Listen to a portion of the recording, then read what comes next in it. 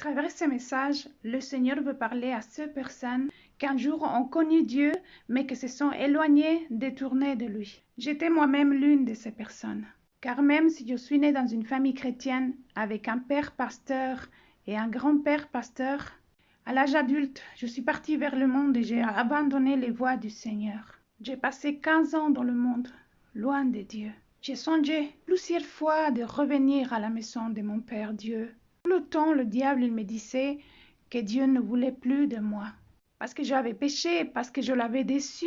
Il n'arrêtait pas de me répéter que j'étais spirituellement endormie, que j'étais tombée et que j'étais spirituellement morte. Et peut-être qu'en ce moment, le diable te dit la même chose. Prends ta Bible, le Seigneur veut te parler. Je t'invite à lire la parole de Dieu dans Actes 29, 10 et 12. Or, un jeune homme nommé Eutychus, qui était assis sur la fenêtre, s'est endormi profondément. Pendant le long discours de Paul, entraîné par le sommeil, il tomba du 3e étage en bas, et il fut relevé mort. Mais Paul, étant descendu, se penche sur lui, il le prit dans ses bras, en disant « Ne vous troublez pas, car son âme est en lui. » Le jeune homme fut ramené vivant. Ça fut le sujet d'une grande consolation. Maintenant, écoute ce que le Seigneur veut te dire. Tu peux t'endormir spirituellement. Tu peux tomber spirituellement. Tu peux être presque mort spirituellement. Mais je veux que tu saches que le Seigneur te dit, je me pencherai sur toi.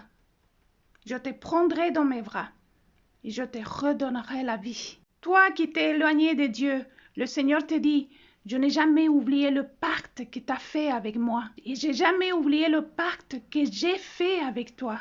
Parce que tu es mon fils bien-aimé. Parce que tu es ma fille bien-aimée. Je ne pourrai jamais, jamais cesser de t'aimer, dit le Seigneur. Jamais. Reviens à la maison de ton Père. Reviens à la maison. Je t'attends. Que le Seigneur te bénisse.